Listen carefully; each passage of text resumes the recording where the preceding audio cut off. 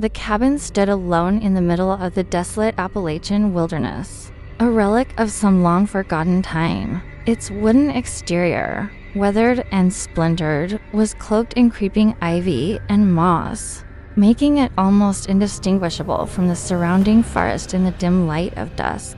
Locals had whispered for decades about the place, warning that strange things happened there after dark. Few ventured near, and even fewer came back with their sanity intact. The stories had always been just that, stories, until the night for friends arrived, seeking adventure far from the city lights of New York. Leah, Mark, Sophia, and Dean were full of excitement, their laughter echoing through the crisp mountain air as they hiked the narrow, rocky trail toward the cabin. The sun was dipping behind jagged peaks, painting the sky with streaks of fiery orange and purple. Birds chirped their last calls of the day, and a soft breeze rustled the leaves, carrying a subtle warning the friends didn't yet understand. They joked about ghost stories and haunted cabins, none of them taking the warnings seriously. But even as they approached, there was an unshakable feeling of being watched, a prickling awareness crawling along the backs of their necks. Mark was the first to reach the porch, brushing aside overgrown branches and stepping onto the creaking wooden boards. The door, heavy and made of darkened oak, hung slightly ajar as if inviting them in or daring them. Dean reached out to push it open, and a sudden chill swept past them. The air inside the cabin was different, heavier, and colder than the mountain air outside. It smelled of damp wood and something else, something faint, almost metallic. That made Leah wrinkle her nose. "Come on," Mark said, stepping in first. "It's just an old cabin, nothing more."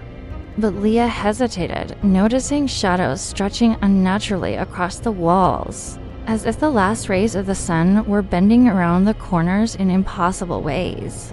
There was a subtle, almost imperceptible hum in the air, a vibration that made her ears ring faintly. Sophia laughed nervously, saying she felt like they were in a horror movie. The interior of the cabin was decrepit, but intact. Dust coated the old furniture, and cobwebs hung from the ceiling beams like frozen ghosts. A fireplace sat cold and empty, and an old rug, moth-eaten and threadbare, covered the center of the floor.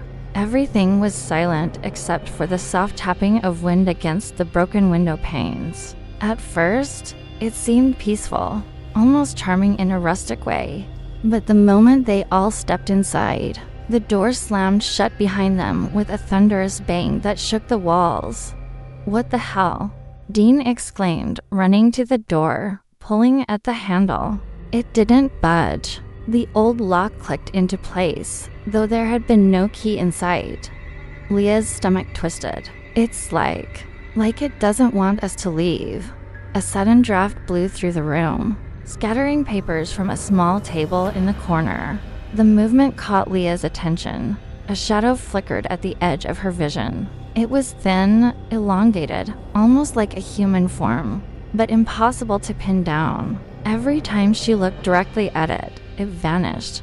Mark scoffed, trying to mask his own unease. "It's just your imagination. Shadows play tricks when it's dark." Sophia shivered. "No, I think it's real. I felt it move past me." Something wronged. Dean, ever the skeptic, tried to rationalize it. "It's just old wood settling, the wind. There's nothing here." But even he couldn't deny the creeping sensation that slithered down his spine. The undeniable weight of being watched. They explored further. The cabin had two small bedrooms, a cramped kitchen, and a loft that looked down over the main room. Each step they took seemed to echo too loudly, or maybe too faintly. The sound oddly muffled, as if absorbed by some invisible presence. Every creak of the floorboards, every distant thump from outside, every whisper of wind felt amplified, unnerving. Leah caught herself holding her breath as a faint, almost melodic whisper threaded through the air, so soft she could barely hear it. "Leave, leave, leave." She blinked, and the whisper vanished. Sophia's phone buzzed. The only source of artificial light in the cabin. She fumbled to check the screen. No service. Not even a single bar.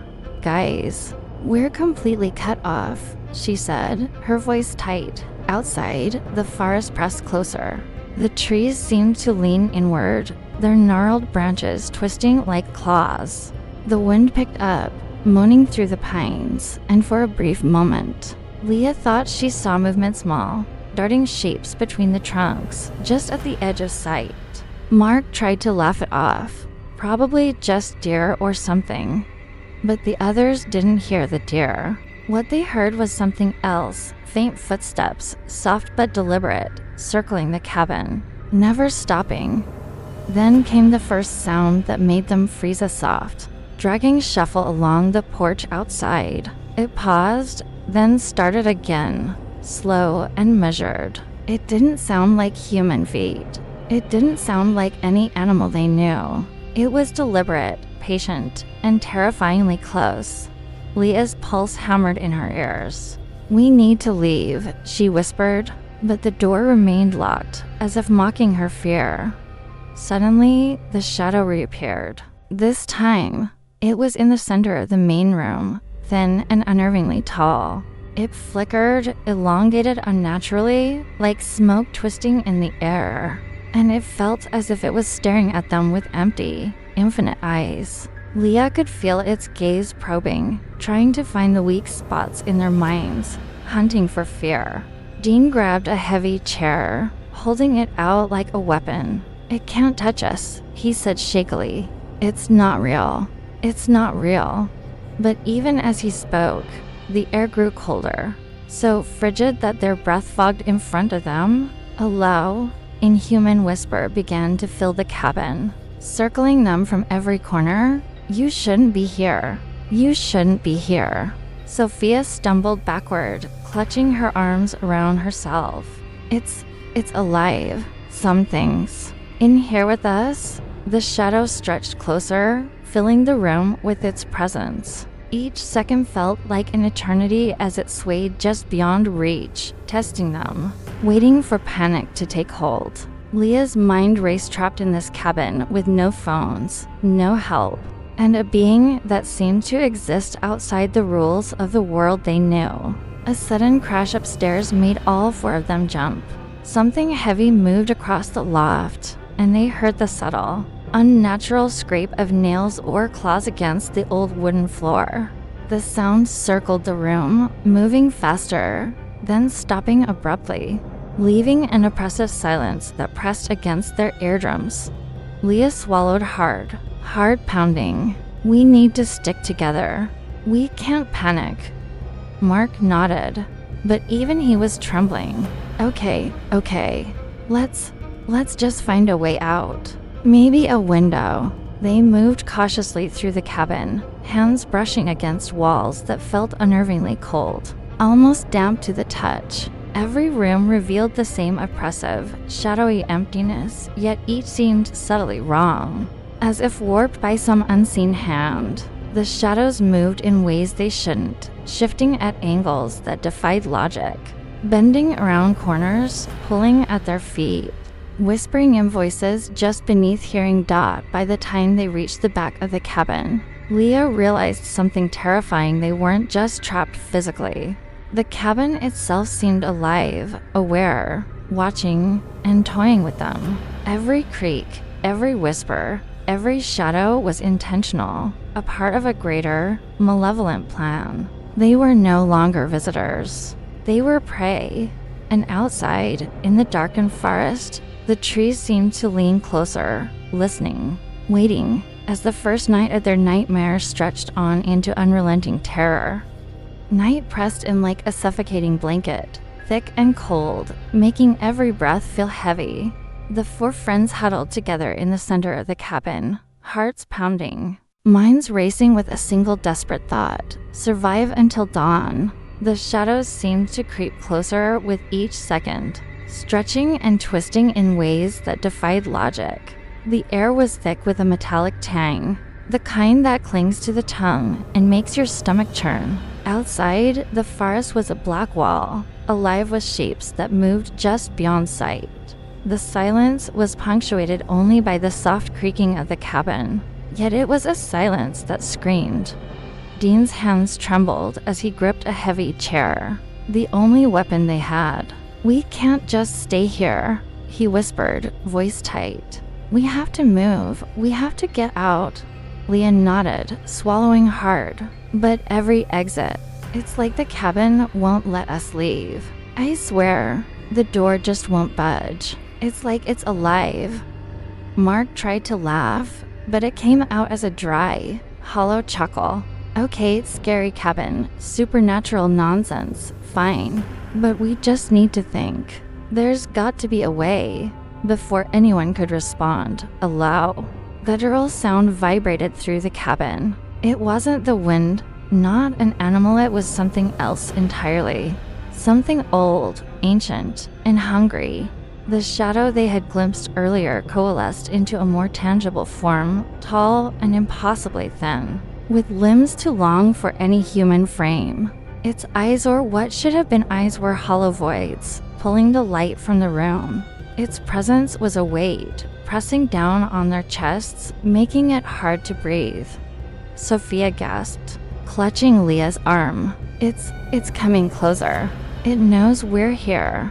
The being moved silently, yet each step felt like a thunderclap in their heads. The friends pressed against one another, eyes wide, unable to move. The shadow stopped just beyond the center of the room, stretching impossibly tall as it tilted its head, observing, testing them. Leah remembered something she had read in an old folklore book years ago, about spirits trapped between worlds, feeding off fear. "It's feeding on us," she whispered. "It wants us terrified. That's why it's here. It's why we can't leave." Dean's face went pale. "So what do we do? Just sit here and let it." A sudden crash from the loft cut him off. Something heavy, something not human, scraped across the floor above them. The ceiling groaned under the weight, and for a moment, the friends were paralyzed by the thought that the cabin itself might collapse under the creature's presence. Sophia's voice trembled. "We can't just hide. It's smarter than we are. We need a plan. We need to get out before it." She didn't finish. The shadows twisted violently, slithering along the walls like living smoke, and for a heartbeat, the room itself seemed to breathe. Mark's phone, which had been dead, flickered to life for a brief moment, casting an eerie glow. On the screen was an image, blurred and impossible to focus on, yet unmistakable. The cabin, the shadows, and in the center, that tall, thin figure, reaching out with clawed hands. The phone died again, leaving them in total darkness, their panic amplified. Leah grabbed Sophia's hand. "We need to distract it. All of us, together. That's our only shot." Dean looked at her, eyes wide. "Distract it? How? We can't fight this thing." "It's not about fighting," Leah said. "It's about confusing it. Making it choose. US or something else." They waited, hearts hammering, every nerve screaming as the shadow began to move again. Slowly, deliberately, it glided toward them, a silent predator savoring every heartbeat. The friends split slightly, moving as one unit, whispering instructions to each other. Leah grabbed a chair and threw it against the far wall, the sound deafening in the enclosed space. The shadow jerked, flickering in reaction, momentarily diverted. Mark bolted toward the back door, testing the handle. Locked again. Panic surged. Dean yanked a loose floorboard and threw it like a weapon, and the creature recoiled slightly. But it didn't stop. Sophia whispered a shaky prayer, clutching a broken lamp as if it could protect them. The creature let out a sound, this time a low, echoing, almost musical wail that filled the cabin, vibrating in their chests. The shadows in the room swirled violently, wrapping around the corners and pulling on the floor. It was hunting, but it was also playing. toying with its prey in ways that made every instinct scream danger. Leah remembered something else she had read. Ancient spirits could be distracted by symbols of their own past, objects tied to their existence. In a moment of desperation, she grabbed an old, dust-covered book from a shelf. The pages were brittle, but inside were sketches, runes, and cryptic writings about beings trapped between the living and the dead. She held it up, chanting the words she could barely remember. The air grew thicker, the shadows pulsated, and for the first time, the creature hesitated. Dean seized the moment. Now, everyone, go. They sprinted toward the loft stairs, the creature's shriek slicing through the air like shattered glass. The wood groaned under their weight as they ascended, heartbeats synchronized in terror. The loft was small, but it had a window on they hadn't noticed before, partially boarded. Mark and Dean pushed with all their strength, breaking the boards. Cold mountain air rushed in, carrying the scent of pine and freedom. The shadow reached the stairs, but the friends, bolstered by fear and adrenaline, jumped through the broken window. They hit the ground hard, knees scrabbling for grip on the uneven forest floor. Behind them, the cabin loomed, and for a fleeting moment, the shadow appeared at the window, a thin silhouette against the fractured moonlight. Watching them flee, they didn't stop running. Branches lashed at their faces, roots tripped them, and the forest seemed endless. A maze designed to trap them. But the first rays of dawn began to creep over the peaks, bathing the world in pale light. The shadows began to thin, the oppressive weight lifting ever so slightly. They could hear birds starting to sing again, the forest cautiously returning to life. They reached the edge of a clearing, panting and bleeding from scratches, clothes torn. The cabin was still there, silent, almost peaceful in the morning light, but they knew better. It wasn't abandoned. It was waiting, patient, eternal. The creature hadn't followed them beyond the forest's edge, but they could feel its watching, lingering in some realm just out of reach. Leah sank to the ground, shaking. We made it. We're alive. Mark shook his head, staring at the cabin. Alive for now, but it's still there, waiting. We were. Nothing to it. Just entertainment. Dean swallowed hard. Do you think it's done? Or will it come back? Sophia's eyes were wide, haunted. I don't think it's the kind of thing that goes away. I think it waits for the next night, the next full moon. They sat there in silence, watching the forest slowly come alive with morning light, knowing that while they had escaped physically, the memory and the presence of the shadow would haunt them forever. And the forest, silent and immense, seemed to whisper a chilling reminder. Some things are never meant to be understood. Some things are never meant to be confronted. Days later, when locals passed by the cabin, they saw nothing unusual, just a weathered, abandoned building. But if you looked closely, if you listened carefully on certain nights, some claimed they could hear the whispering, the dragging of something across the floors, the soft scraping of claws on wood. And those who had entered the cabin and returned spoke only in hushed tones, eyes wide with fear, their voices trembling. They warned never to go back. The cabin waits. The shadows wait.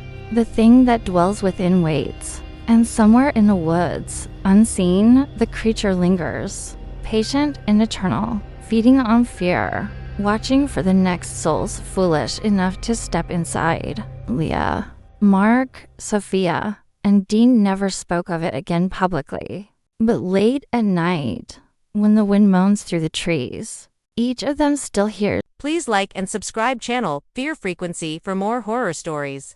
Thank you.